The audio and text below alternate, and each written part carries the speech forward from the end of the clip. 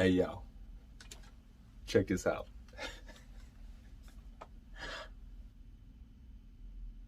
In a world full of strife, misunderstanding, vanilla lifestyles, and boring bedroom activities, there believed to be a man with the solution to it all. Coming to a podcast near you, Taboo Table Talk. Hey, yo, I could do a bunch of different tidbits like that. Voiceovers, different voices, man. I can do like 52 different voices. It's crazy. Anyway, welcome to Taboo Table Talk, where, our mission statement is basically to educate, assimilate, and vindicate those in minority communities, especially black people, when it comes to all things in the kink community, in the BDSM lifestyle, and all while disseminating and shaming our culture when it comes to STD and STI prevention, So, shout out to Elijah Day of Clear Soul Forces for this instrumental for this podcast. Shout out to him, fellow Detroiter, love him to death. Yo, do your thing, my guy. All right, so ultimately, my goal is to want to help disenfranchised kinky people feel more comfortable liking what they like, right? Well, you may ask, who's this guy, right? you want to know, right? Some of you may or may not know that I'm from Detroit, Michigan, and out of all things, I'm foremost a compersionist, as unrefined as they come, right? I've spent, most of my life in healthcare collecting a large lexicon of anatomy and physiology.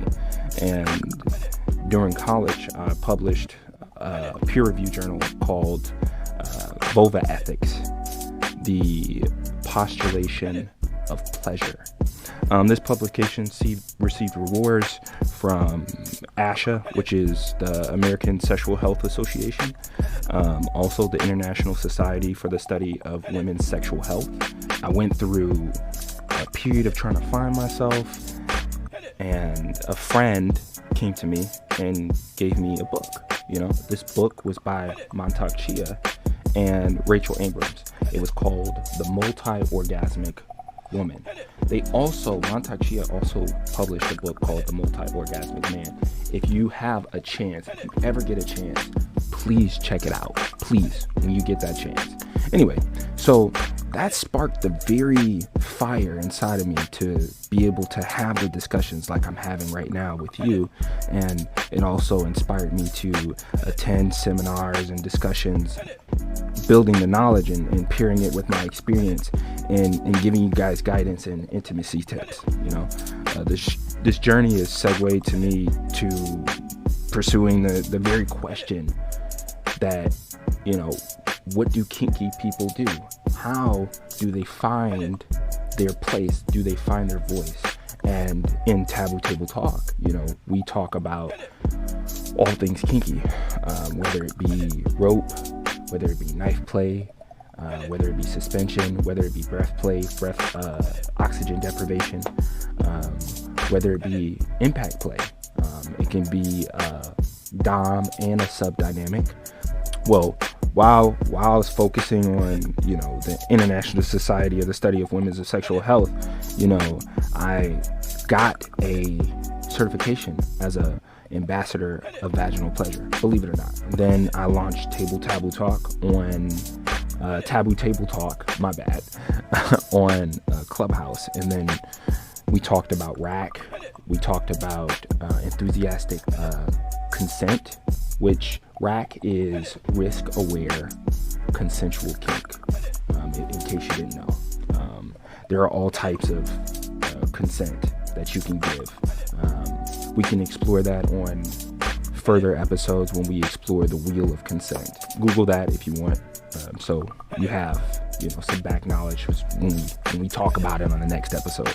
Anyway, so we talked about that and bringing that into the BIPOC, which is the Black and Indigenous People of Color circle. And And ultimately let me to you guys right here. We think that kink and BDSM is something to fear, but it's actually not, you know. So I want to break off into a specific segment of this podcast and give you something very special. Story time. All right, story time. So I met this woman on Instagram, and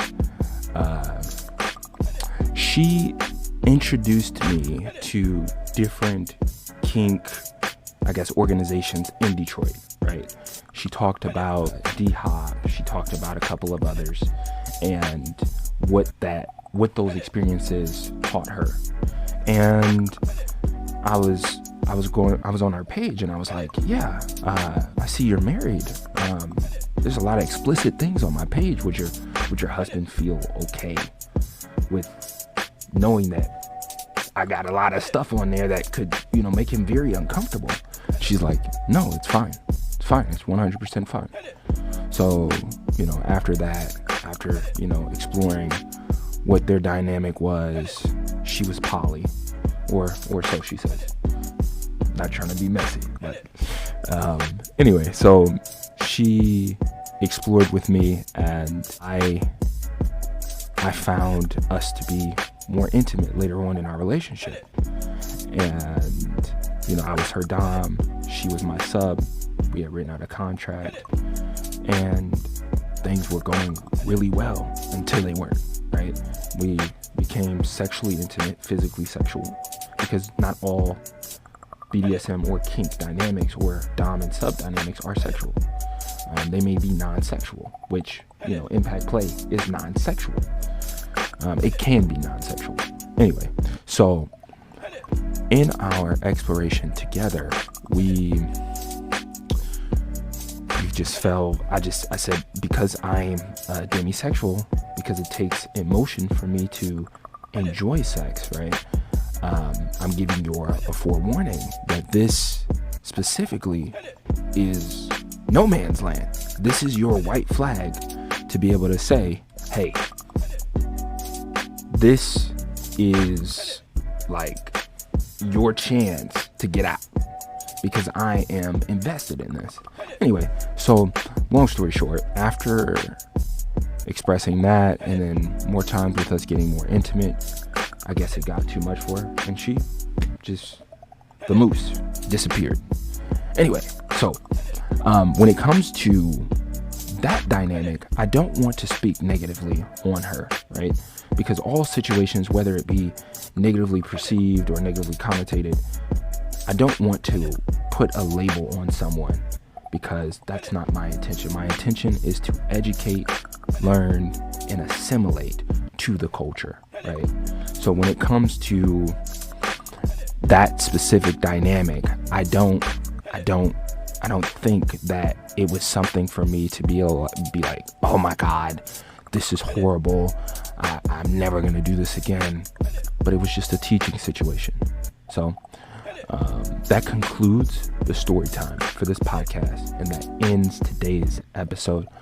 I want to give a shout out again to Elijah Day of Clear Soul Forces for this background music. And you guys, this was the first episode. We've done it. It's over. It's done. It's finito, finished. But I want to see you again on the Taboo Table Talk. All right, you guys, much love. Peace.